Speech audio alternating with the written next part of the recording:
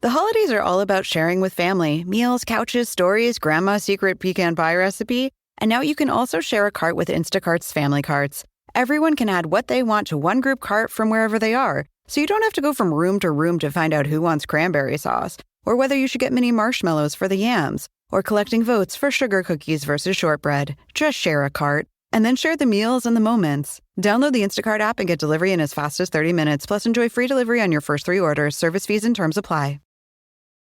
Hey everybody, it's me, Paul Scheer from The League and Veep. I host a podcast called How Did This Get Made with June Diane Raphael and Jason Mantzoukas, where every episode we break down the best of the worst movies ever made. This week we are talking about the 1982 cult classic monster movie, Q, the Winged Serpent. Oh my God, where to begin? First of all, this monster only eats heads. And let me tell you, the climax is a bunch of guys firing a machine gun at a big dinosaur egg. Anyway, tune in to How Did This Get Made, the podcast that makes bad movies better, to hear all about Q, the Winged Serpent.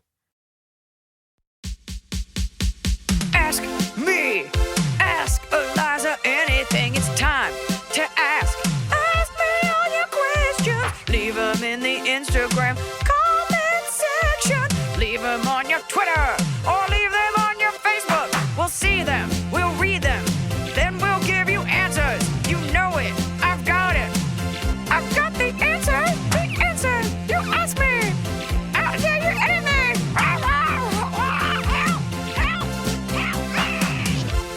So I'm at the pro-Palestine march. I actually was. I believe was you. in Washington, D.C. My hotel was right on Black Lives Matter Square. And I get into the hotel and all I hear from outside my window is free, free Palestine. And I look outside and it's just thousands of people, which is fine because more than anything, I'm an American and I support your right to protest, freedom of speech. And because they have the right to protest, you know, and which, by the way, like, yeah, I've never condoned killing of innocent civilians. I've always acknowledged that's awful. But people seem to not care if you say that. They're like, but you have to hate Jews. And you're like, I can say that we'd like to live and be a state and also say that what's happening in Palestine is awful. And I've always said that. And I had to, it's hundreds of thousands of people literally in my hotel lobby. And all the roads were closed. So I couldn't get to the car that was taking me to the show without crossing through it. And it's funny because during Black Lives Matter, I felt safe at the protest.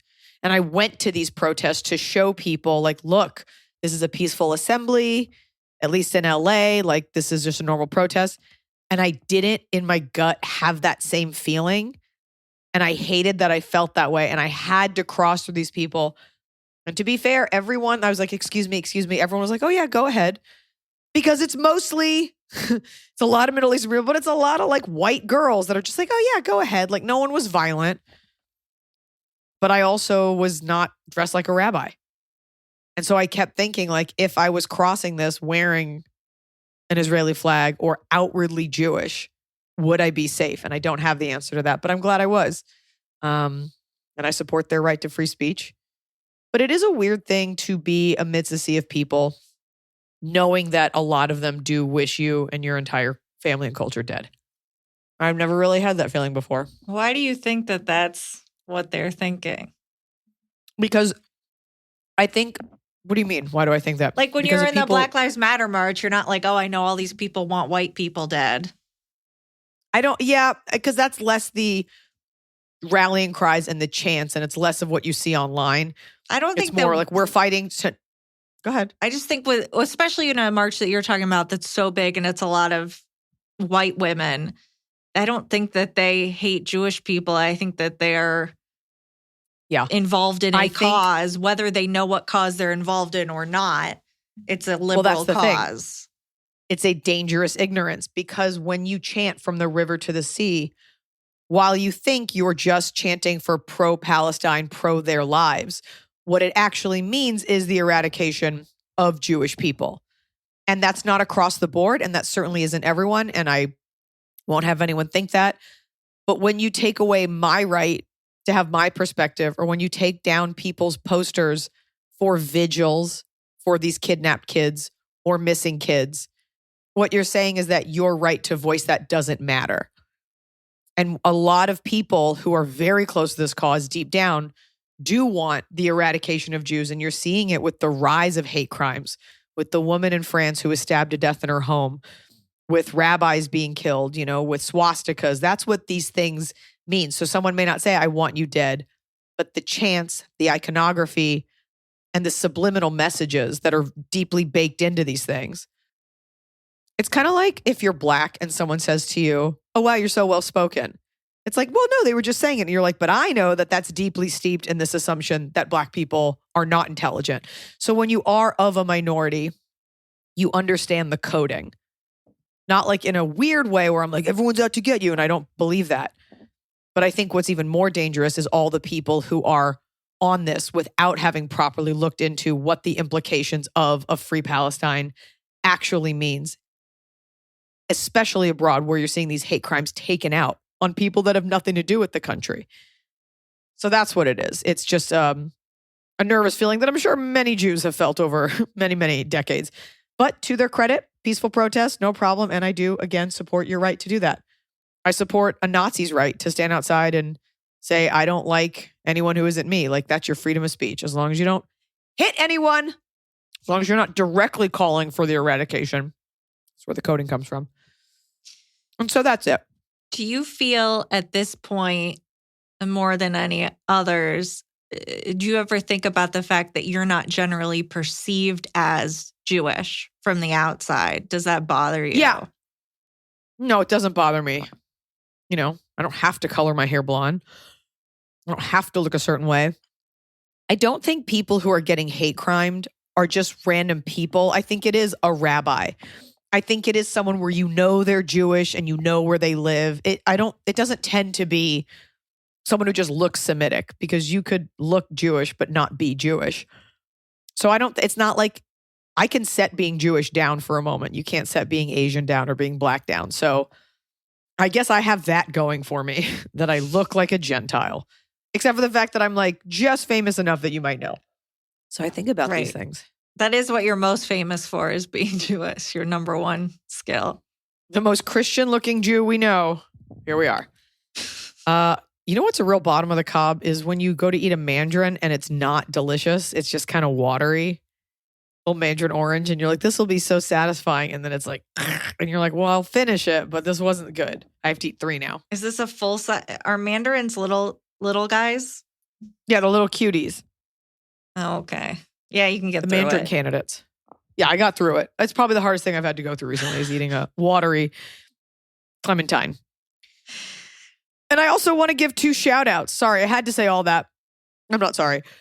We had 2 people come to 2 different shows. I was in DC and Philly this weekend, and you posted one of the clips of the girl. Remember we had the girl who was in line to meet me, and the guy that had ghosted her was in line with a date, and she posted her update. We told her not to do that. So be a bad listener. I was like, do not reach out to this guy. She's like, well, I did. And he reached out, and I said, okay, if you can commit to a time and a place. And then he never showed up. I was like, serves you right. Shouldn't have given him the chance. And then you know who else showed up? I think I sent you this clip. Yeah, that one's Remember going the up girl? next. Okay, good. It'll be up by the time you listen, yeah. Yeah, the girl who had the brother who's like shitty that called her an ogre and was like always insulting her in front of his kids. She was there. And she was so sweet. And she was like, I'm the one who's my brother called me an ogre. And she was like so happy about it. So all this is to say, more and more I'm getting people that are like, love the pod, love Emily. And in the letters that they write, they mention the pod. So I love that people are listening. I love that we're having fun with this. And I love that you guys come out to shows. Please bring your friends. Yeah, and tell your friends to listen to the podcast. Yeah, more importantly. When you're at the Iliza show, if you make a new friend, be like, do you listen to a podcast? Do you know all the inside jokes? Yeah, be the way like deeply religious Christians are about the Bible. Mm-hmm. Be like, have you heard the good news? Be the way the Mormons are. Have you heard the good news? It's on Ask Iliza Anything. I had Jehovah's Witnesses come to my door and be like, so what do you think about what's going on in the world right now? Do you think the government can solve it and create peace? Like, that's what they open with. And I said, no. The guy goes, Said, whose government? That's really honest. We haven't got that answer yet. And I was like, really? You've had people say yes? Like, I can't believe you talked to him for this long. Well, because the doorbell rang and I like opened it like a fool. And then I was like, oh, 2 men in suits. Whoops. I'm going to take me away. Yeah. I think it's so weird that people do that. Jews are the opposite. We're like, we don't want you. Right. You're going to pass a giving you test. Yeah. They'll take anyone though.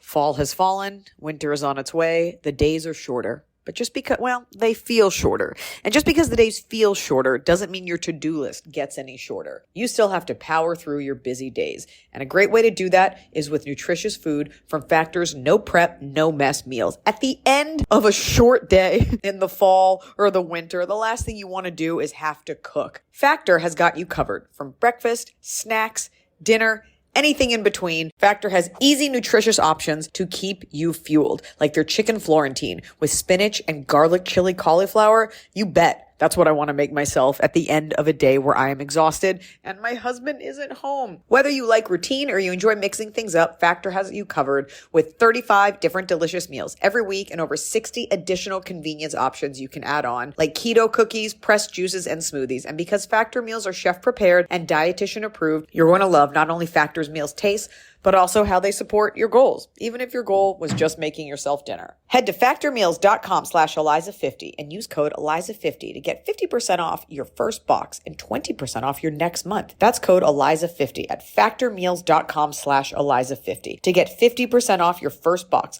plus 20% off your next month while your subscription is active. The holidays are here. And for a lot of us, the holidays mean decorating, hosting, celebrating. For me, it means a lot of traveling. And nothing feels better year-round, but especially during the cozy holidays, than a restful night's sleep in soft, luxurious sheets. Boll & Branch's signature sheets are made with the finest 100% organic cotton, and they get softer with every single wash. You already know that I got Boll & Branch this summer when I needed breathable sheets to sleep in, but this holiday season, I'm actually gifting some of my friends and family Boll & Branch's Ultimate Softness Bundle. I get to choose a signature hem sheet set in any color, a signature hem pillow set, and a waffle bed blanket. And they're all getting juniper because I think it's a classy color. This way you know you have something nice to sleep on when you visit. It's the perfect gift for you and them.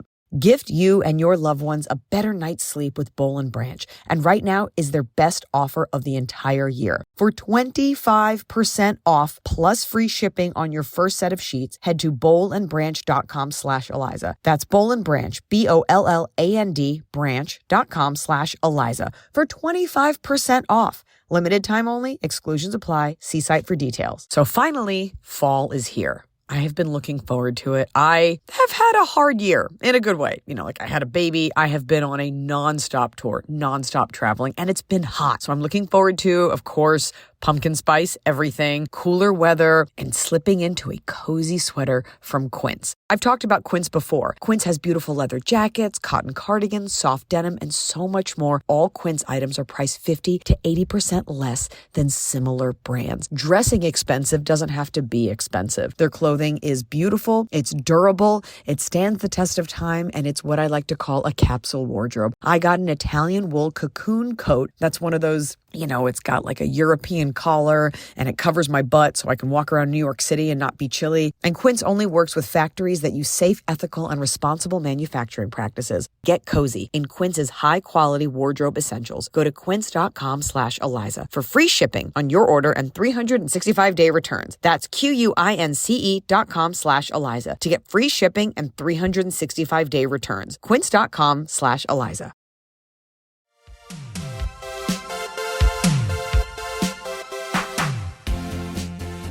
Let's get to it. I could use some juicy questions. Okay, the first question is not juicy, but it is interesting.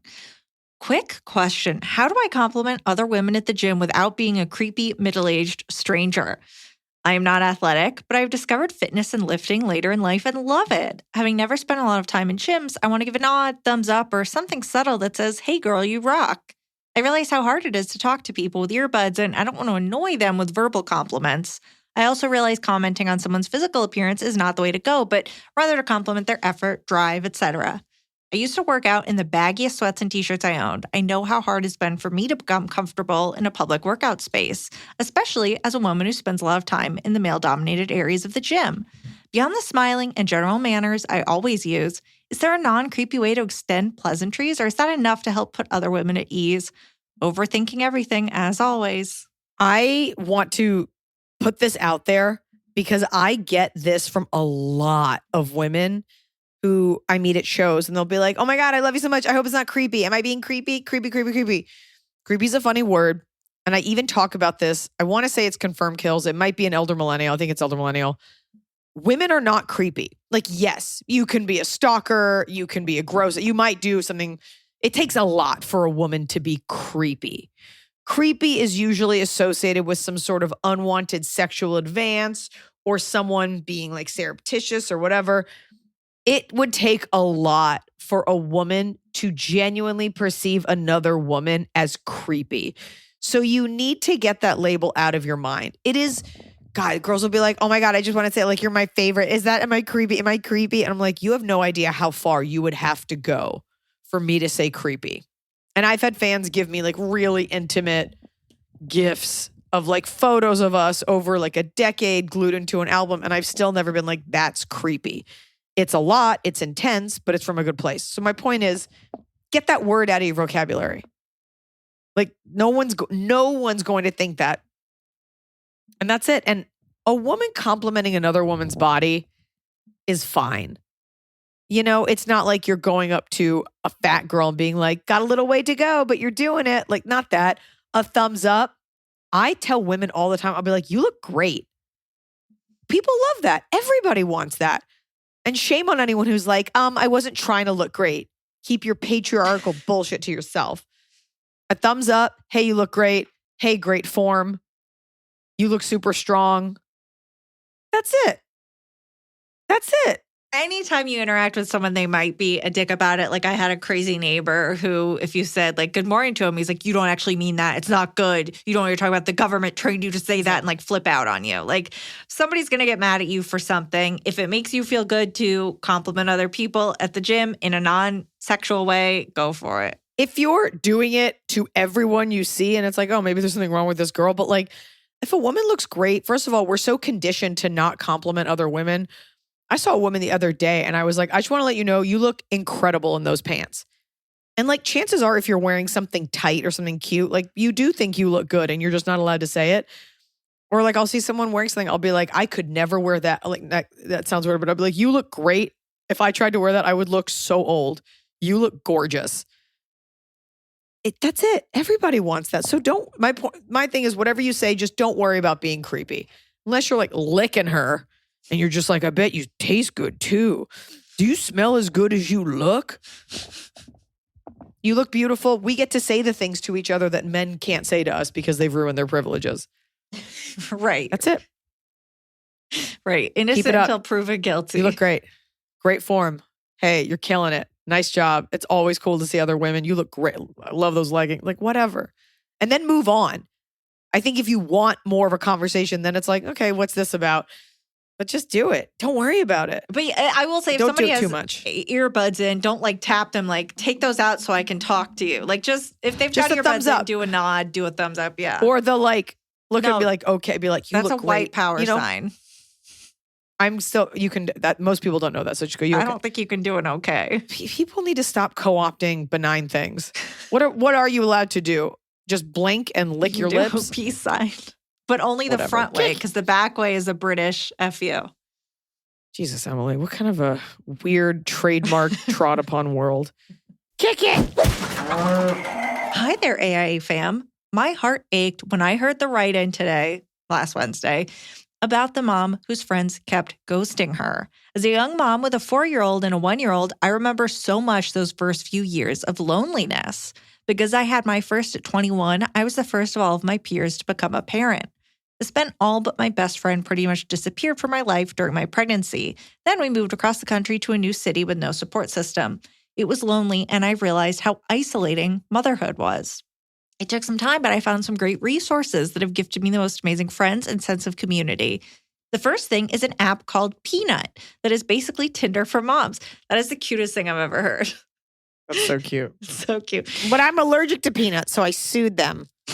You got to weed out the Trump supporters and weirdos, but I found some really amazing mom friends. It sounded like the original writer's friends maybe didn't have kids, which can make you seem or feel very unrelatable. So a lot of people back away. Making mom friends has been a game changer. I'm not saying all your friends have to be moms, but I do think it's a different level of understanding of your current life. Another resource is Facebook groups. Search your town plus moms on Facebook, and there are probably 5 to 10 different groups for moms in your area. Post there for play dates and things to do and build a community of moms. It also helps that you can creep on people's Facebook before meeting up. Haha. Another thing that helped me a lot was just getting out of the house. As a stay-at-home mom of littles, it's very easy to stay home because you don't have many reasons to leave. Change the routine. Find new parks, kids' museums, antique and thrift stores, expand your world, and just take your kid with. This will lead inevitably to meeting other like-minded people as well as filling your cup. The last thing I can say to her is this. Motherhood is so isolating, so please don't feel alone. It takes some intentional effort, but building some friends who can relate to your life is so worth it, and that's coming from a socially anxious introvert. You might even see some of those old friends make their way back once they also have kids. I hope this helps. Lots of love, Joe. P.S. Iliza. Ignore all the bullshit people say to scare you during pregnancy about 2 kids being a nightmare or somehow worse than 1. I was bracing myself for meconium to hit the fan when we brought my second home. My oldest was 2, and obviously there's some required chaos, but I can tell you it has been the most beautiful and heart-expanding experience that I can't even describe. You're going to kill it. Yeah. Thank you. I'm going to do the same thing I did when I had my first child, which is ignore all the bad stuff. And when you're in it, it's like, well, whatever. This is it. It's fine. And you know what? Great advice. I hope you wrote all of that down from a mother who knows. She lived through this. So I appreciate that. This is why I love our pod. Hello, AIA crew. I've been a longtime listener and lover of the pod and specials and hope to see you at a show real soon. I believe I've got a juicy/unique one for you that I would love your opinion on. I, 44, female, am a small business owner in the realm of studio fitness. I don't want to say specifics, as what I own is very niche and would give it away if anyone that knows the story also listens to the pod. Within my studio, I have my main space that I utilize for my specific business and other studios which I rent out to other folks in complementary businesses. I like to operate my business in a fair, clear, and direct, but always kind manner. That being said, because I am very friendly and female, I find I can get taken advantage of. Here's the scoop. Recently, a good friend, I've known him for almost a decade now, but we have become much closer over the past 5 years, sometimes talking multiple times a week, hanging out every few weeks. My husband and I hang out with him. He comes to birthday and holiday parties. I would consider him a pretty decent friend. There's absolutely nothing more to it than that, which is one of the reasons I like him, as it is a fully platonic relationship. He's in his late 40s, in a field that has distinguished letters behind his name and seems to really have it together, till he started renting studio space for me. He started renting space for me once a week after one of his other locations closed. I thought this would be excellent, and folks that attend my space get to utilize his expertise. It's extra money coming in for me, which is great. And on top of that, he's a great guy, or so I thought. We discussed rates that worked for both of us. Didn't do a contract as we are friends, which I was comfy with, and proceeded. Oh, boo. Boo. Boo. What do we always say? So important with friends. Boo. We always say, get a boy. lawyer. I am always very clear in my communication, expectations, payment requirements, and all other details, as I've been doing it for a while now.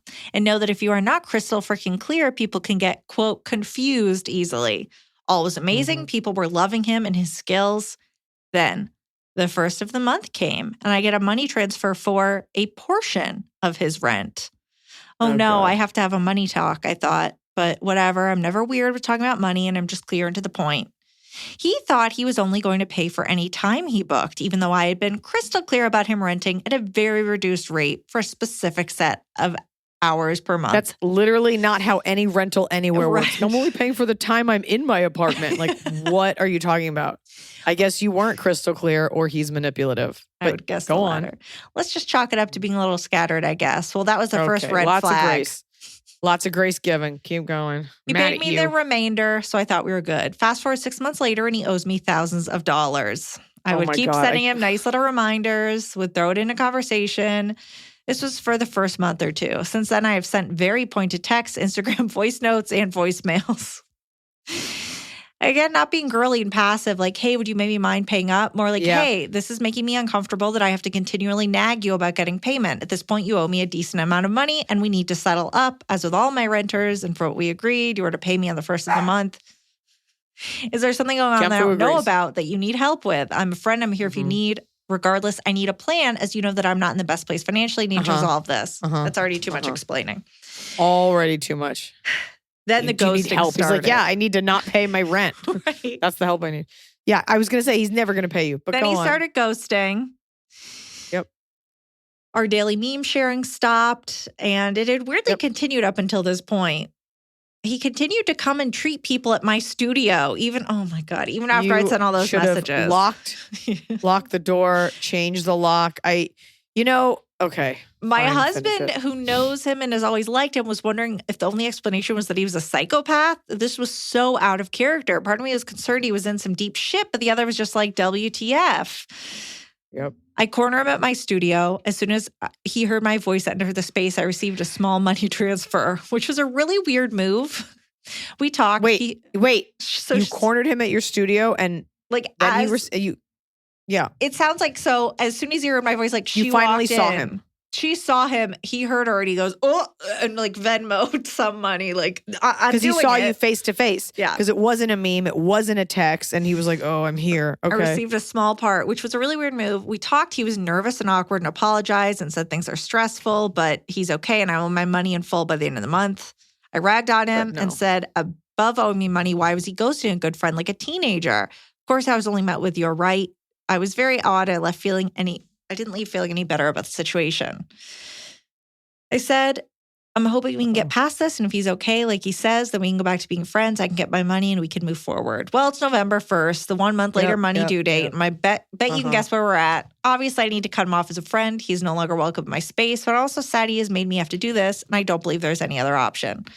What's your take on this? Is there any way this could have been handled better? Is my friend a psychopath? Why do some people not know how to communicate? Is it just a male ego thing? I've given him so many nice kind of outs where you could make a plan and move forward, but instead I get radio silence. Stop.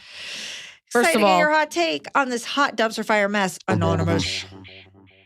This is a great lesson. You always need contracts, especially with friends. And you did do the girl thing. You were like, hey, is everything cool? It should have been, if he's a real friend, it would have been like, hey, I need to talk to you. I'm having some financial issues. What can we do? But he didn't. And it's tough because, and I know what it feels like when you're in it. You're like, but this is my friend. Like you were at my wedding. So you don't think someone's going to be like that. People who do stuff like this, we're talking Dennis Kelly from my movie. We're talking another friend that I've had that like that. I'm actually in having nothing to do with me, a similar business situation now where somebody owes somebody, not me, somebody in my business world owes somebody a lot of money and this person has not paid it. They've done fraudulent things, but they still keep communicating. So you as a normal person keep thinking like, okay, they're getting around to it. Immediately change the locks and immediately look into your legal options for suing this person. You are done being their friend. This person will continue to do this. I'm sure he owes other people in his life money. You gave him the chance to be like, here's what's going on. I don't care about his ego. And I don't know that it's a male-female thing. You gave him all these chances. You are out this money. Look into what you have to do to get it. You'll probably never get that money because the fact that he only gave you a small amount and it was when it was too uncomfortable because he saw you should speak volumes. He's done. His stuff will be in a box and you will be suing him for the remainder if you even can. Maybe it extends beyond small claims court, which doesn't really do anything anyway.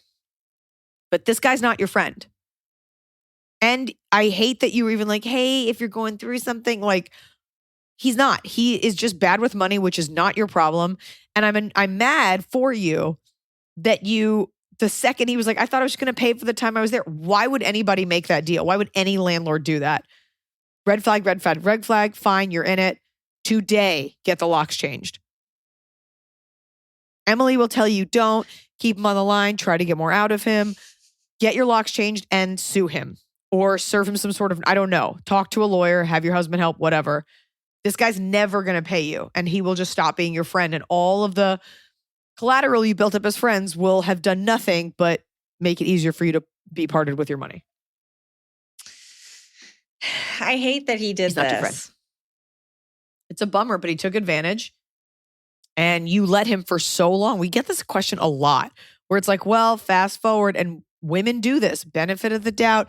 There's no version where if he was going to pay you, he'd be like, I'm so sorry. I'm going to give you this check every single week. He would have talked to you, but he didn't because he didn't want to pay you.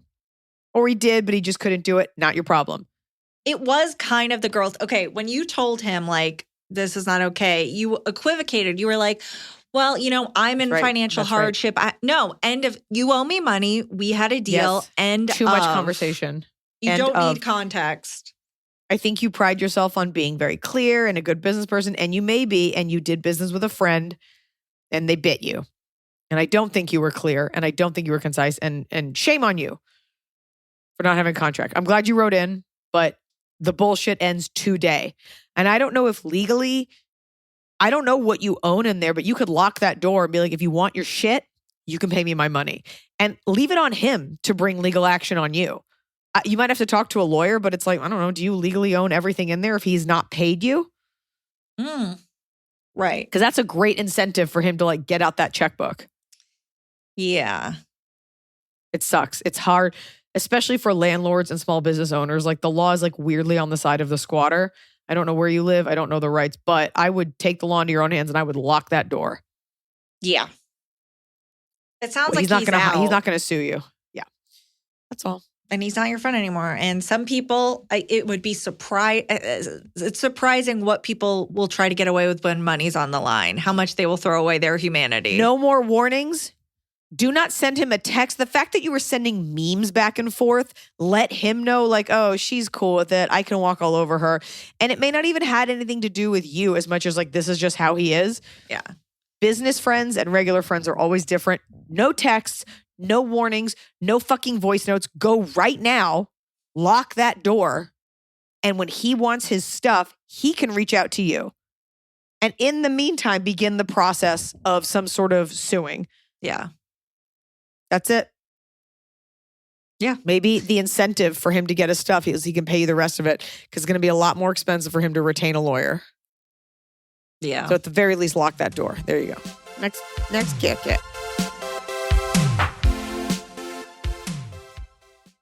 Everybody sleeps, but no two people sleep alike.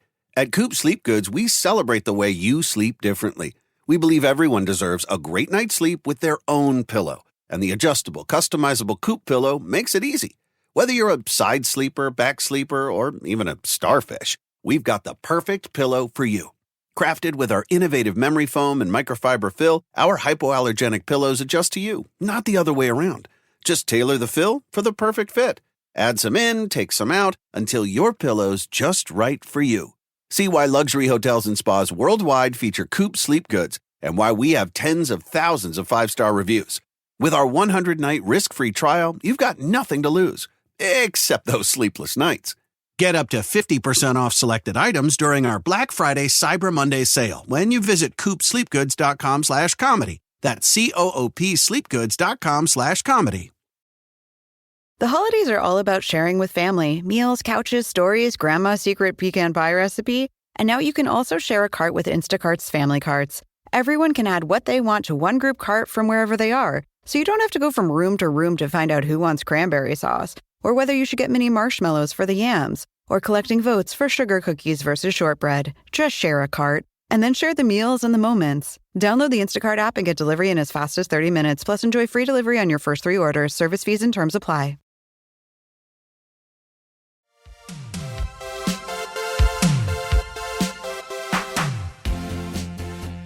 Hello, Iliza, Emily, family, pets, and hot Scotty number 1.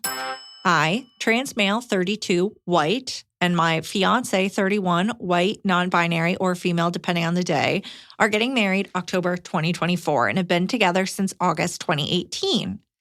We currently live in Boston, about a year and a half now, so my partner can attend grad school to become a therapist, and I work as an EMT. The wedding will be in Wisconsin, closer to our families that live in the Midwest. Last week, we mailed out our save the dates. However, I didn't include one of my cousins, Nancy, age 38. I only have 4 cousins and invited the other 3. In high school, Nancy and I were close and would party and hang out, and my parents thought she was a bad influence. When my grandparents passed away about 10 years ago, the extended family wasn't as close anymore, but still kept in touch. When I was in college, Nancy started dating Dick, who would be weirdly flirty with me and my girlfriend. I was presenting female at the time, so Dick found it interesting. Over the years, Dick showed his beliefs to be on the red side and would make fun of my love life or the rights of anyone who isn't a cis-het white male. My partner and I lived in Minneapolis when George Floyd was murdered, and Dick was very offensive in Facebook posts about rights of people of color and was aggressively back the blue. Even though my mom, dad, and brother are in law enforcement, I was at protests. I unfriended Dick on Facebook because I was tired of being angry at his posts.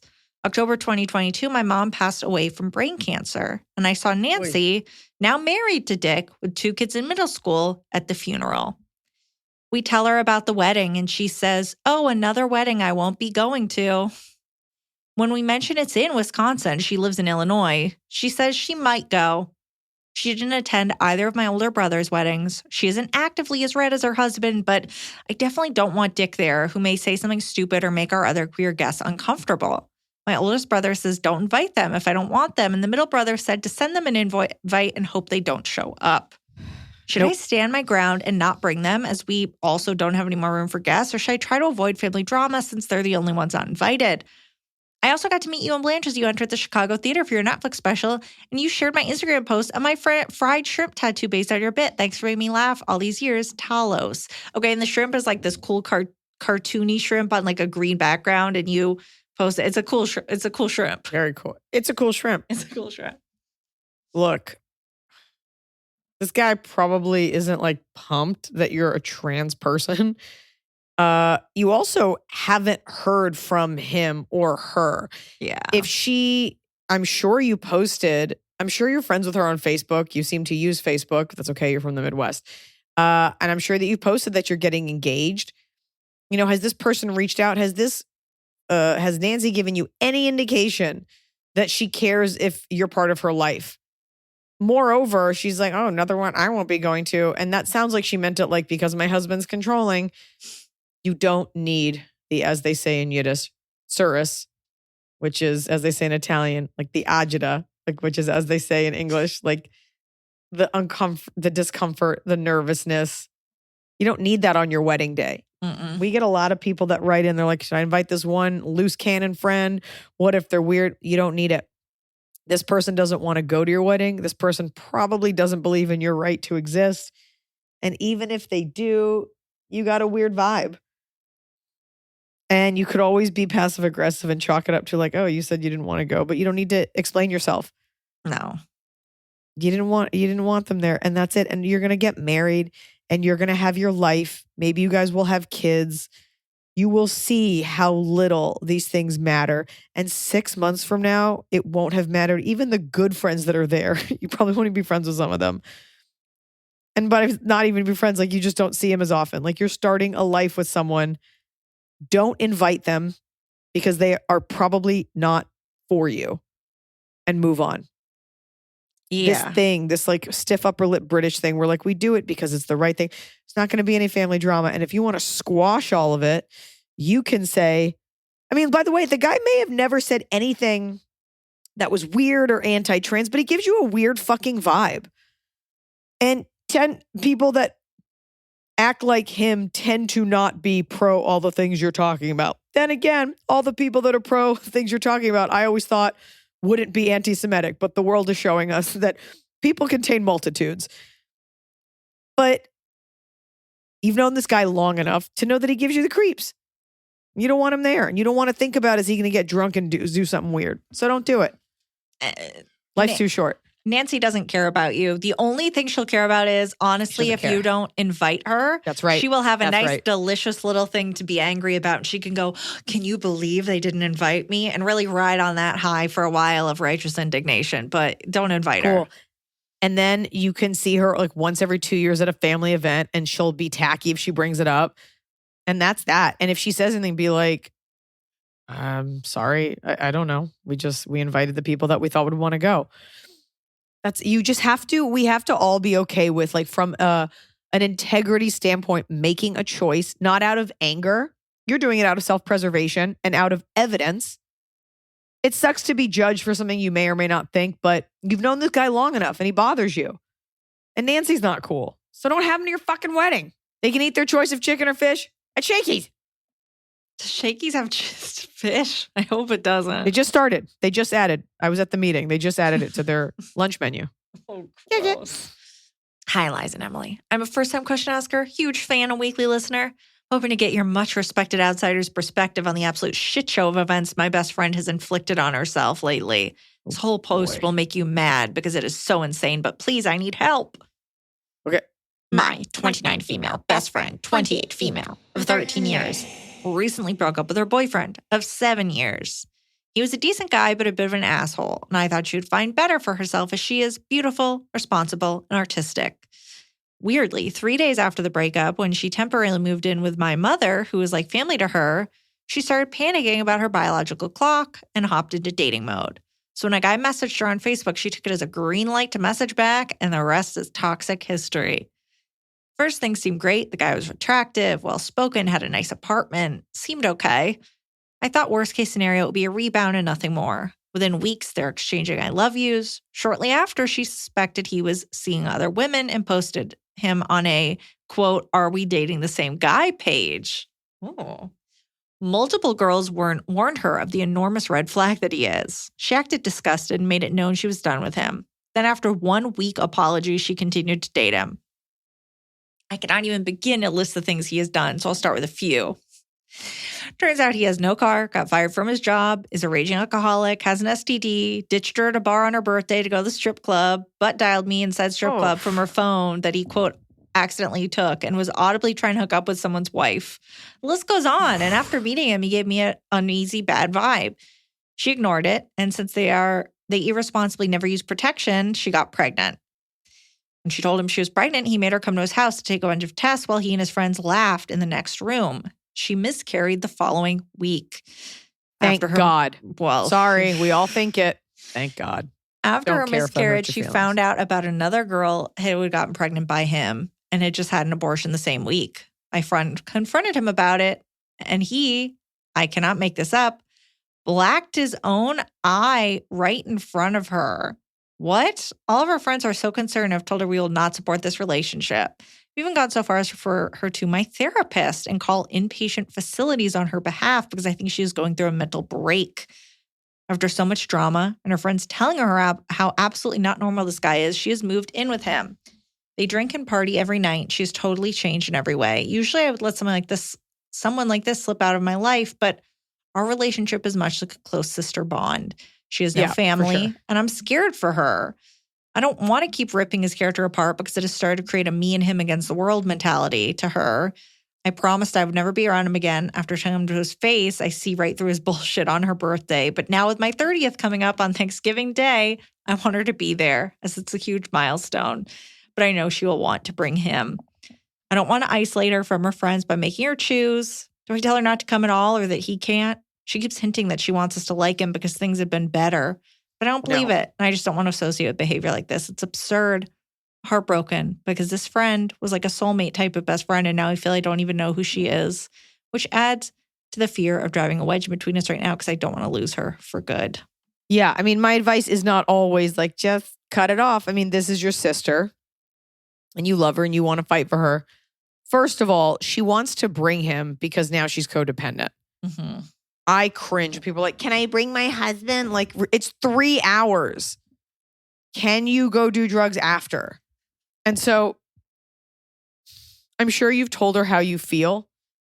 I'm wondering if it might have to be a tough love, like the way they have interventions with drug addicts. Because it's weird. You don't want to, I think that you have to talk about what makes you comfortable. Like your terms are, we can still be friends. I want to be there for you. I can't keep repeating myself and I can't put myself in a position to be around this person that I don't respect. First and foremost, you never need to be around him. And that needs to be made crystal clear.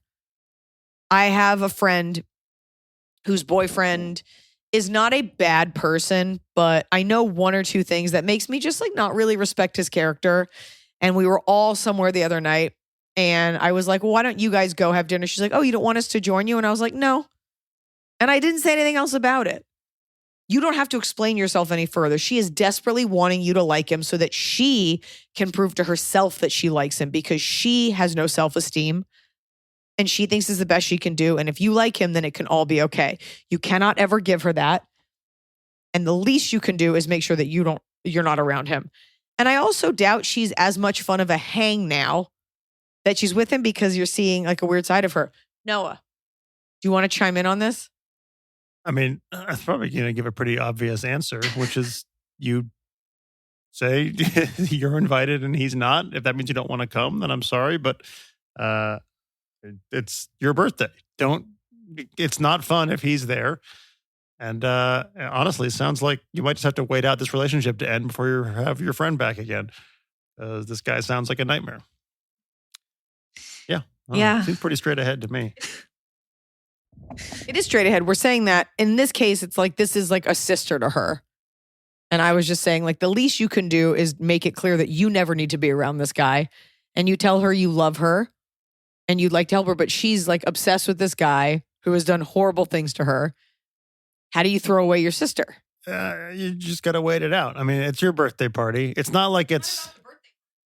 Well, this question is... Well, so in the case of this birthday party, just definitely he's not invited. And if she can come, that would be great. And if not, I mean, it sounds like she's already made it clear how she feels about the guy. So it shouldn't have to get into all that again. And then, in like 8 years, when he goes to jail or cheats on her or whatever, and she moves on to somebody else, then she'll eventually get to be your friend again. Yeah, the kindest thing you can do is like tell her how you feel and be there for her when it all falls apart, if you want to, but you cannot bear witness to it. And that's what people do with interventions. They're like, I can't be a part of this. I want to get you help. This doesn't have to be a goodbye forever, but you can kind of just sit back, fade away, and you can be there for her to take her to the hospital when he eventually does something insane. I mean, the fact that he gave himself a black eye. This guy is so fucking unstable. And what's gross is how low your friend's self-esteem is. You can only do so much. You can't let this consume you. Next question. But definitely not at your birthday. And she will reveal her character. I guarantee you, she shows up for a small amount of time and is weird or doesn't show up. Waiting outside in the car or something. Right. Or doesn't show up. Or brings him and anyway. I hope she doesn't show up with him. Yeah. And then you're going to have a problem. And then you can just kind of end that friendship. But God, I don't know why girls do this. Right. I mean, we definitely have a friend that has like a shitty wife, but we're like, all right, you can bring her. You don't have to say hi to her. Anyways, kick it. Hey, Liza and Emily. Much love to the little tree frog, tiny snow peach, and baby raptors, Rizzoli Niles. Longtime listener, first-time question asker. Iliza, I first want to thank you for your article in The Hollywood Reporter and for finding a platform for such an important perspective at a time when the Jewish voice is getting lost and purposefully misunderstood. My question is this. How do I attend this upcoming Thanksgiving dinner hosted by my cousin and her husband after we just had a blowout argument about Israel and I left in tears? The backstory. My cousin and I grew up like sisters. Let's call her Haley. Haley and I see each other weekly, are the best and closest of friends. We were raised Jewish, both had bat mitzvahs and attended Jewish camp and youth group together. I went on to study Hebrew in college and even lived in Israel for a time. Her husband, let's call him Dan, is someone I've been close to since I started dating in college 2 decades ago, and I love him like a brother. He is not Jewish, but he is a person of color and considers himself to be an atheist. They celebrate both Hanukkah and Christmas with their kids.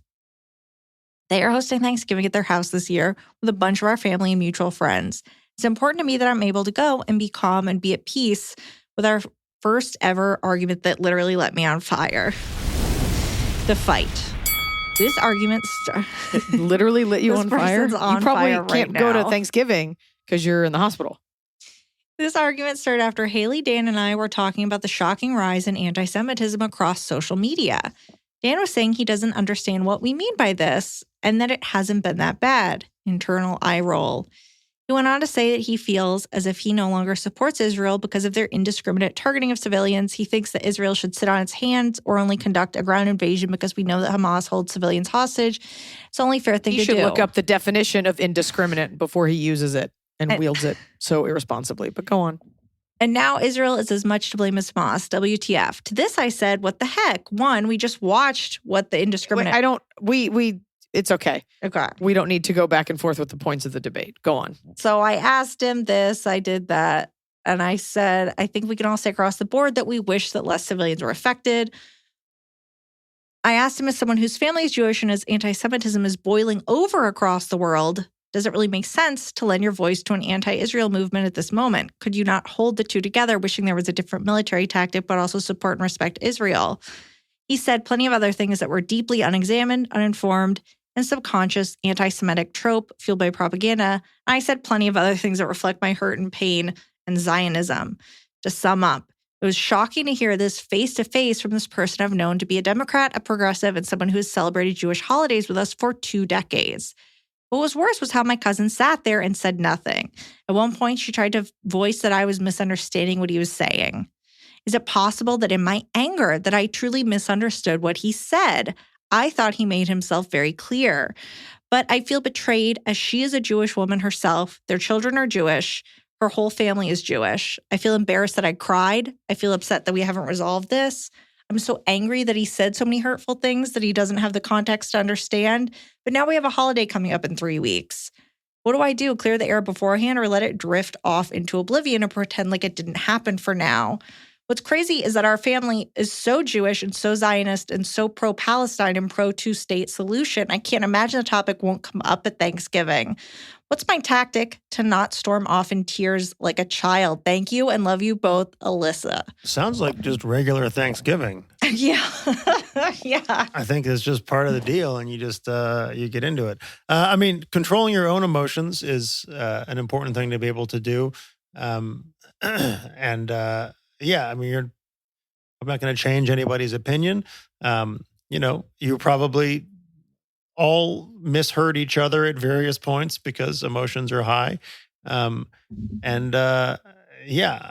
it helps to mention before and just say, hey, listen, we had a big blow up. I don't want to rehash any of it. I don't want to argue about any of it right now. I don't want to get into any of it. Let's literally not mention anything. But let's just have Thanksgiving and try our best to just have a nice time. And it'll come up and you'll just kind of have to deal with it however it goes. You need to learn to control yourself. You need to learn to be as composed and as righteous as the other side. You see this a lot. It's weird because everything is so upside down now. But when you are liberal and you argue with conservatives, they stay very rational. Not while they're storming the Capitol, but I always notice that men are like, you got your facts wrong. Here's the truth. And I'm like, I want to speak with that sort of uninformed confidence. And I found that when I've posted things, people are very quick to be like, this was proven fake. And I've literally said, please show me where. Please cite your source. And nobody can. So if you really want to have a conversation, there's the version where you sit down before and you're like, I just want to make sure we're on the same page because you're part of our family. You need to come from a place of making it very clear. Like, of course, I'm not for the murdering of anyone, but especially as a person of color, I would think you would want to hear me when I tell you. That would be like me saying, like, we solved racism. Seems fine to me. I understand why people think anti-Semitism isn't a thing. I've gotten a lot of messages about that because when it's not directed at you, you feel like it's okay. He's probably not going to give you that inch. It'd be nice if he could. You need to get to a place where either you all agree to not discuss it, but moreover, you can never storm out. You can never cry. You can never get upset like that because nobody will take you seriously. So you need to recalibrate the position you're coming from, which is I am coming from an emotional one, a spiritual one, and one of being informed on this. And it's my job to tolerate you and explain to you calmly how ignorant you're being. You don't say that. It's in the way that you speak. When you get upset, then you lose. And I think figure out what your goal is for Thanksgiving. If your goal is to change his opinion, then that's a very... Don't go to Thanksgiving. But if your goal is to get through Thanksgiving and not have something get too crazy, then, have your goal be to de-escalate rather than to escalate. And I think most people, maybe you meet for coffee before and you'd be like, I just want to get to a place where we're friends again, We don't have to solve this. We are not in charge, even if we do solve it right here. No, we're not going to fix this. But like, I just want to make sure we're all understanding each other, because that is hard to sit across from someone who is like, no one's hurting your people. I don't vibe with it. I don't care, but I'll celebrate your holidays. It's like when people, I'm sure other minorities feel that way. Like, well, you eat our food, but you make fun of us. And as a Jew, you're like, so you live in our culture and you do our holidays, but you think it's cool that we're hate crimed at a higher rate than anyone else. Okay. I'm just saying it might be worth having it, unless he's like, you're right, it got out of hand. I don't think he'll give you that. So you have to be okay with just staying calm and being there. But you should not have lost. You can't let that happen again. Hello, Iliza, Smokey, Husky, Emily, and all the various cute and cuddly accoutrements. Congrats on the new baby boy announcement. It only seemed like yesterday that we got the Sierra announcement. I'm emailing regarding your specialty, best friend breakups. My best friend, we'll call her A, female 31, and I, female 33, have known each other 15 years and met each other in high school. We were really close for the first 12 years of this friendship, then the pandemic hit. A's job involves regularly answering calls regarding COVID practices, rules, regulations for our county. So when I began to get lectured for associating with people who are in my bubble, I found myself wanting to communicate less and less. Leading up to the pandemic, our hangout sessions had started becoming me sitting and listening and her talking / proselytizing at me. One of the last phone calls we had about a year ago was her venting and unloading on me about how her parents told her she needed to snap out of it regarding what had grown to become pretty extreme paranoia and hypochondria that she had developed in the last 3 years. Our phone call ended quickly after I let her know that I agreed with her parents. I let her know I trusted the vaccines and I wasn't putting myself in any unnecessary harm. Because of this phone call, I found myself not wanting to take her calls or answer her texts because of the added anxiety of her judgment. Oh, yeah. As of late, it has dwindled to her sending a meme via Instagram or the occasional, hey, what's up, text or DM. And honestly, I can't bring myself to respond. I feel guilty, but have to tell myself that I need to protect my inner peace. I need to know how you both would let her know that I am not interested in continuing the relationship. I appreciate you, Iliza, bringing truth and actual information to my Instagram about world events. Don't worry, Emily. I love your cat posts and amazing movie advice and prop collection just as much. Thank you for all you both do to keep us sane in this weird, fucked up world. And then this listener did something a listener has never done before. Said, I'm available for a context phone call if needed, and gave their phone number. We should do that, but not today. Also, what's funny is you've already taken the advice. You're like, I'm ready to not be friends with her. Now what? However, ironically, that's not my advice for you, because I wonder, is this person different now? Maybe she heeded her parents' advice. Maybe she's like, taken the blue pill, kind of gone back the other way and is a little bit more back to normal now. Are you so done with her that you don't even want to take that chance? Did you get the ick? Or does it sometime involve seeing someone again to rekindle what you like about this person? My advice is give her another chance. One more. One more what? One more chance. One more chance. Right? Don't you think? I don't know. Life's short. I'd probably just move on. Yeah, but it's not like she was like on a Facebook group and getting weird. Like, this was her job. So there's a little bit of grace given for this girl to think about this all day, every day, lest someone gets sued. So she was really in the thick of it. I think that it also made you realize that the best times with that friend weren't that great anyway. Otherwise, you'd probably care a lot more about making it happen. It could be that. Yeah. And this happens in sexual relationships. Like, maybe you just got the ick, or maybe she just wore out her welcome. I have this with a family member who rekindled with a family member, and that family member was such a fucking pill that they were just like, I don't want to do this anymore. This is awful. I'm good. So dig deep.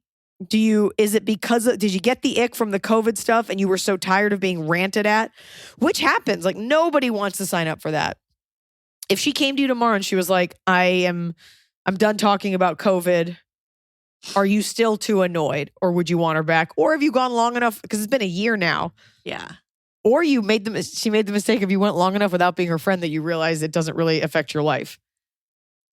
Those are the soul-searching questions. I think if it's bothering you, give her one more try. And if it's not, keep on keeping on. All of us have someone who texts us occasionally, what's up? And we go, nothing, haha. And they say, we should get together. And you say, uh-huh. Like, everybody has those relationships. It's part of being alive.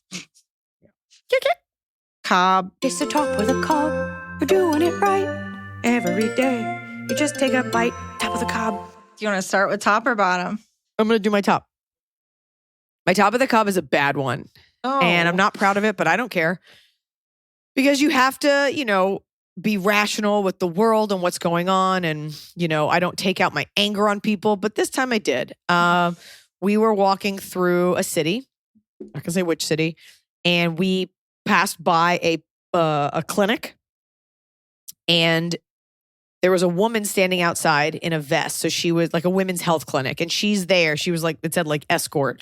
She's there in case you're there to get an abortion. She's there to like escort you in. But standing across the sidewalk from her, like she's next to the building and this guy's on the curb, which is his right because it's a public space, was a pro-choice guy with signs up with pictures of babies that said you don't have to do this. Not pro-choice. Sorry, my mistake. Pro-life guy. I'm so ingrained to be pro-choice. I don't think about the other side. A pro-life guy with signs. And he was a young guy, which also creeped me out. He was like probably like 22. It's also like what... And he's got these signs up. Again, as an American, that's his right. And this had been a day of talking about Israel, Palestine, and feeling unsafe and just all the discussions and all this stuff. And realizing that I, unlike your friend, like I cannot rant at my husband or Hunter. It's just, you got to just sustain and maintain. So I see the woman, I see the guy. So I simply choose, I turn to the woman and I say, thank you for being here. And as I walked by, he said to me, God bless. And that, because I know we're not talking about the same God and I don't believe in your God, I lost it on him. Like holding a sandwich bag, pregnant. I turned around and I said, you shouldn't be here. You are not welcome in these spaces. Your opinion does not fucking count. And then I called him a school shooter because he fit the bill. And both Hunter and my husband were like, you really need to control your anger. And I was like, I don't care. That felt great. Because there's something very creepy. He's not even a woman. He's just a guy standing there like, here's what I think. Nobody fucking cares. So shout out. Top of the cob? Yeah, it felt good. That righteous indignation geared at the wrong person. It just felt good. Sweet release. All right, Emily, what's your top of the cob? My top of the cob is, I was trying to think, I was like, have I talked about this on here? I don't think so because it's kind of personal. But I was like, do you ever have that thing where you're like, oh no, my life is ending. This is the worst. Yeah. How am I going to handle everything? It's all falling apart. I'm going to do a murder. I don't know how I'm going to keep my anxiety down. I don't know what's going to happen. And then you get your period. You're like, oh, thank God. Okay.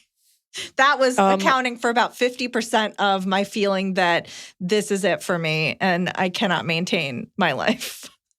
I feel that way about my career in general, but it is also annoying as a girl when you do feel really bad and it boils over and then you get your period. You're like, oh, that's what that was. And every month you forget it.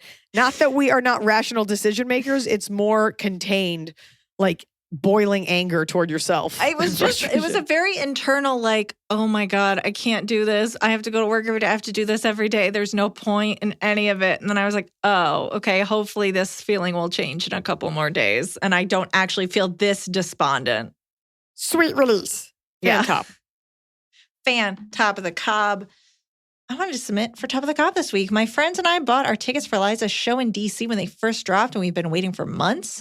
Meanwhile, my husband and I have been doing IVF in order to grow our family. When I got the calendar for this cycle, I immediately saw my egg retrieval. Overall, a minor outpatient procedure, but they still put you under, would be between today, Friday the 3rd, and Tuesday. And Iliza's show is tomorrow.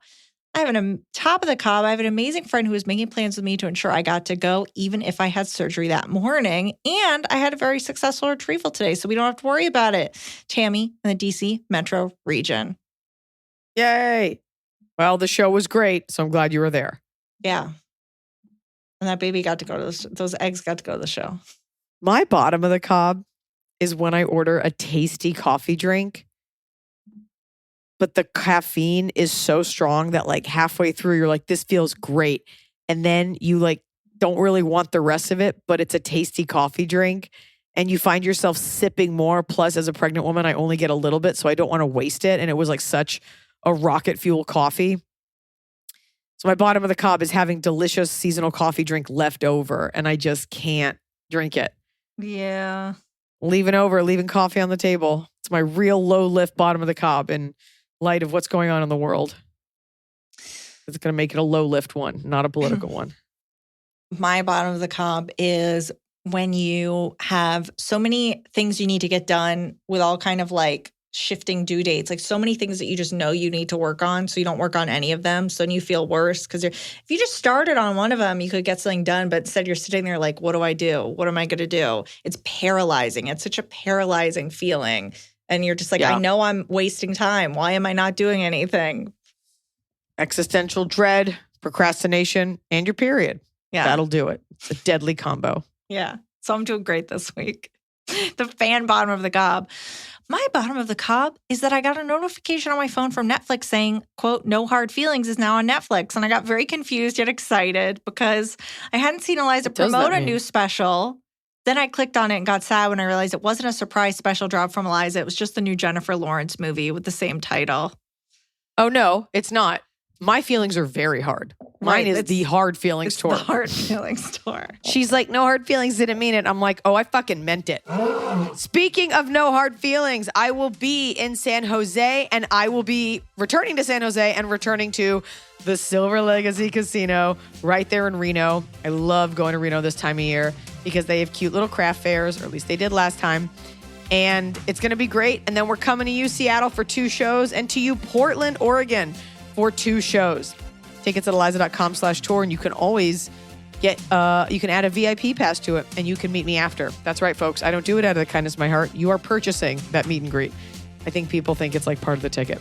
Nope, part of the ticket you pay for. We love having you guys there. We love how many of you are Top of the Cob fans. We're working to make this podcast bigger and better all the time. Please leave us a review. Write to your local senator. Say that this should be an integral part of curriculum. And I think the theme of today is actually really only knowing that you could control yourself and you can't control the people around you. That goes for Thanksgivings. That goes for the way you want to feel at your birthday. That goes for dealing with old weird friends. Life really is too short. If I've learned anything, if I've truly felt anything these past few weeks, it's you gotta go for what makes you happy in the shortest amount of time, because there's too much bullshit out there. So don't let other people control your environment. And remember that this was the end of the show. You're going to try to do your thing.